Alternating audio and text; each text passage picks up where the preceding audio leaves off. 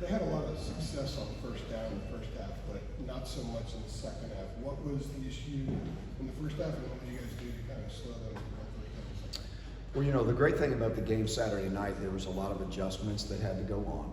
Number one, there was a lot of teaching moments. You know, you get into those first games, you're not really sure what you're going to see, and so I think there was a lot of growth in the game because we started out, we didn't play well.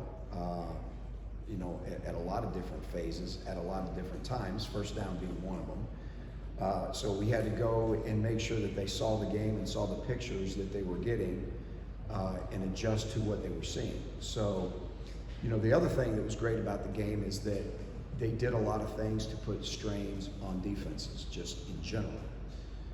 So I think it was a great, you know, yesterday when we got together, it was a great learning environment to, you know, be able to adapt and adjust to things that we won't see. Like the same thing could happen this week, right? Like some things we haven't seen. They've got a new offensive coordinator, so there'll be some things that we haven't seen that we have to adjust to as well. But there was a lot of great teaching moments, and we didn't play great all the time. And at times we played poorly. But I feel like in the end we were able to kind of adapt and adjust and get our feet back on the ground.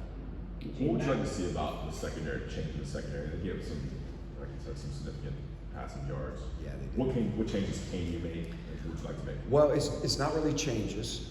It's more communication, identifying situations that, you know, going to put us possibly in, you know, that would possibly strain those type of coverages.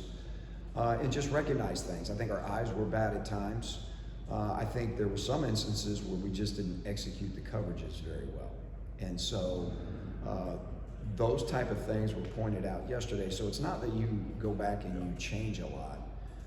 I think it's really more go back and show when we were not playing well, why. When we weren't playing pass defense great, was it one guy? Was it several guys? And I think there's a mixture of a lot of that. So again, yesterday was just a great teaching moment for a lot of guys. We were playing some young guys back there in the secondary, and it was some of their first games back there. So things were happening. They were happening fast. But again, I think we go back to great teaching moments, and I think the way the game flowed, it was really good for us because we had to play when things weren't going well. We had to, you know, adapt and adjust to some, you know, to some adverse situations. And so as you start new and you have new guys and you have new coaches, it's kind of the growing pains that go with it. We wished we would have played better when it comes to pass defense. But again, our job between week 1 and week 2 is to make sure that we make those changes and we make those corrections and they understand the corrections to play better defense next week.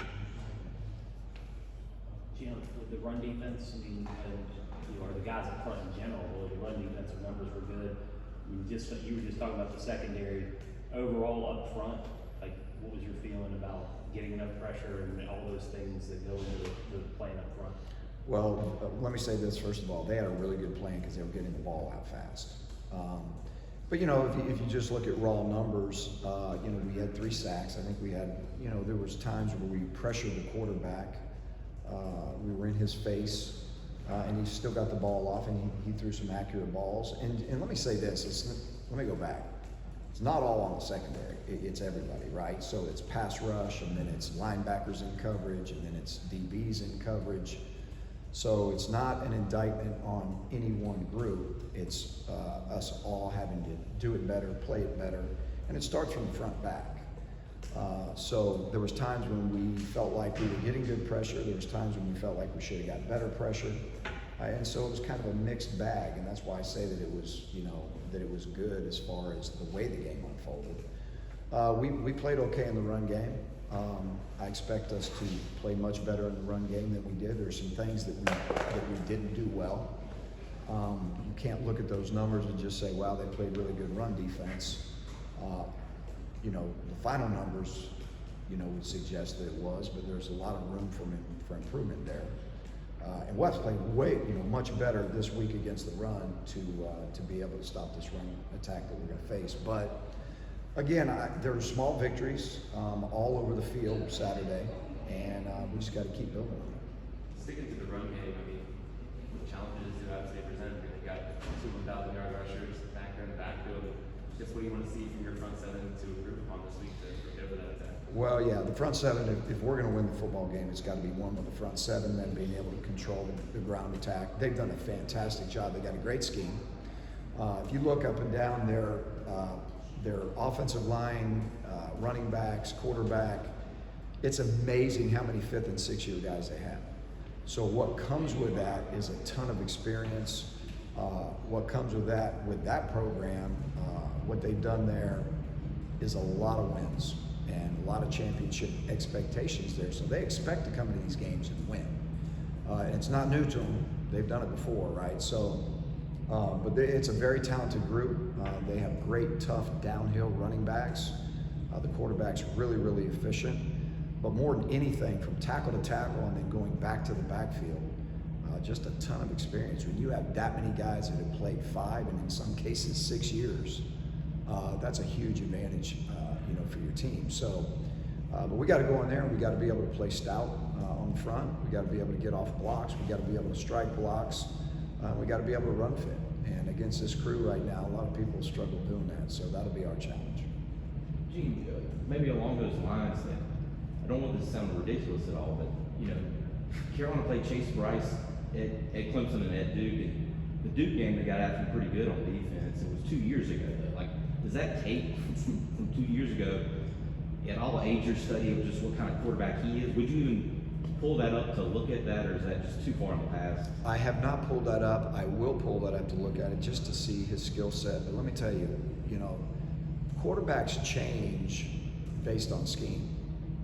I mean, look at the guy last week. He went to Vanderbilt and did nothing because I don't know why, right? But I mean, no one really knew anything about him. I thought the guy last week was a really efficient, accurate, sat in the pocket, threw the ball well quarterback. So, and I think the scheme helped with that, right? So, this quarterback has gone to a new program. They've gone to a program that wins, and the scheme allows them to run the football and take the pressure off the quarterback. So in the play action game, he can have some success. They are absolutely about all protection. They're going to put 7 guys back there and protect him, and they'll run a lot of 3-man routes. And when you do that, he's been really, really efficient. So don't know a lot about where he was at Clemson and Duke in terms of his production. I will go back and peek at it, but what I've seen so far, really, really, really good. In terms of preparing, you said you're going to watch where the offensive coordinator was last year. Obviously, he was at Central Michigan. Then also, do you watch Chase Bryce just last year, or do you watch him at Duke? How does that go preparing for offense? You haven't seen yet. Yeah, that's a great question. So obviously, the lion's share of what we'll do is in this scheme, what has he done? So that's what we've been focusing on right now. We'll go back and peek at Central Michigan because there'll be new concepts probably that he's going to bring in, and I don't think they'll change a lot in the run game because they've had too much success with what they do. But the pass concepts could change a little bit based on the new coordinator. And so I think it'll be a little bit of a mixed bag, but we'll go back and look at what he did at Duke, peek at that, because I want to see what kind of deep ball thrower he is, what kind of intermediate ball thrower he is. What is he like if there's pressure on him? What is he like if there's not pressure on him? So those are the things that you look for. You don't really look for anything schematically. You look for when this happens, is he efficient? Or when this happens, is he not efficient? Meaning pressure, non-pressure, things of that nature. So that's kind of what you get out of that. What do you like about the defensive line against FAMU? A lot of hype to that group. I feel like entering the season, definitely rolled out a good amount of players. It was great because we got a lot of, we built a plan on reps, like a rep count, right? How many did we envision each guy getting? We stuck really, really close to that because we didn't really want any of those guys playing over 40 plays in the game. So our rotation was good. I think they were productive at times. I think that There's obviously a lot of room for improvement, but I feel like when we did a 4-man rush, we pressed the pocket collapsed fast. He was getting the ball out quick. So that's why, 3 sacks was what we got, but we felt like there was some pressure back there most of the day. And I felt like they run fit well. Felt like they got off blocks, they were striking blocks, they were getting off blocks, obviously with a lot of room to improve. But again, if this defense is going to take steps moving forward, everything's got to start with the D-line and, and the linebackers, the front seven. It was the first extended playing time for DeAndre Williams. What did you like that he did, and that was a lot of great out. I'm sorry, can you say it DeAndre again? Williams. Oh, Bill, Dre. Yeah, his first extended playing time. Yes, I was really proud of him. I was really proud of Dre Boykins. I thought I think he might have played more plays than anybody on the defense, to be honest with you. I think he played 68 total plays on defense.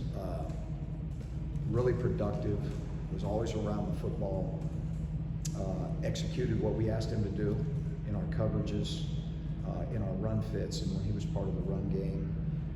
We used him with some pressure a little bit. He made a couple of negative plays in the run game, but overall very, very impressed.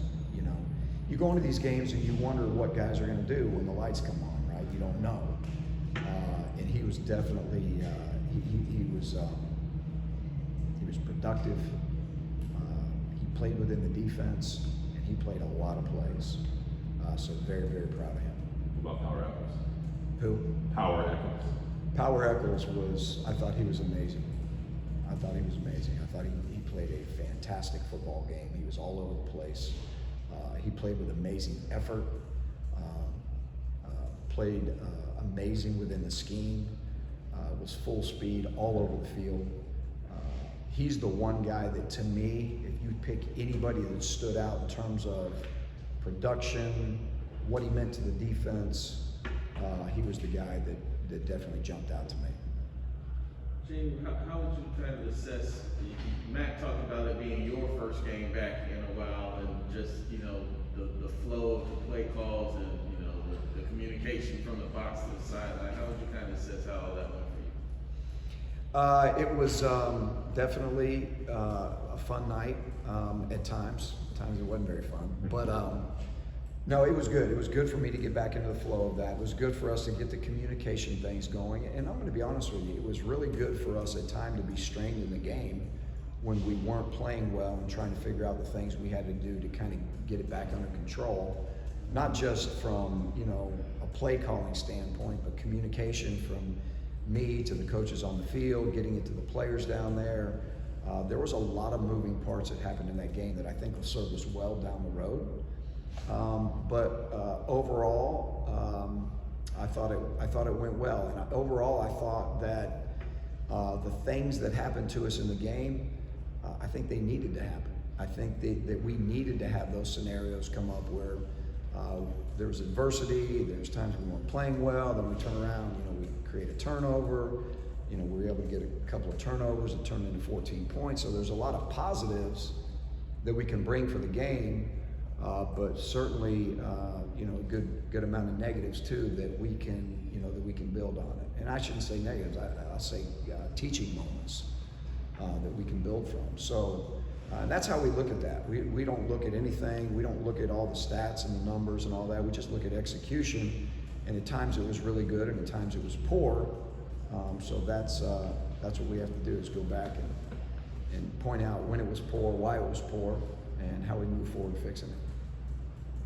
Gene, we picked on you a little bit early in camp about losing your voice the one day. When you're getting back into this, and you talk about calling the game for the first time in a couple of years, are you trying to pick your spots more about yelling at people? Is that something you try to do this time around? I'm not saying you should. What are you talking about? I'm not saying you should yell at anybody, but I'm saying That's a first question. That's the first time they asked that. just trying to get inside. Yes, I think picking my spots and being choosy with that would probably be accurate and wise. You can see right now my voice is okay, right? You sound great. Right, but I've had 2 days off from yelling, so tomorrow won't sound the same. Yes, we definitely, we pick and choose. We coach them, right? We coach them, and we treat them all with respect, and we treat them all like men, and sometimes you have to handle constructive criticism, and you know that's how we go about doing our business. And normally we tell them, don't listen to the tone, just listen to the message. You know, but I think we do a good job of that. Do you have a chain, since you're upstairs during game, do you have a chain of command about who has to go tell somebody something that needs to be addressed immediately? Is that, there's sort of a line of communication there that There you have is. to work through? There is, and I've got communication access to everybody, but there's kind of a chain of command on how we do it. You know, it goes to one voice, then it goes to all the coaches, and then obviously I can speak to anybody I want on any headset if I want to speak to a particular player. But the communication process flowed pretty well.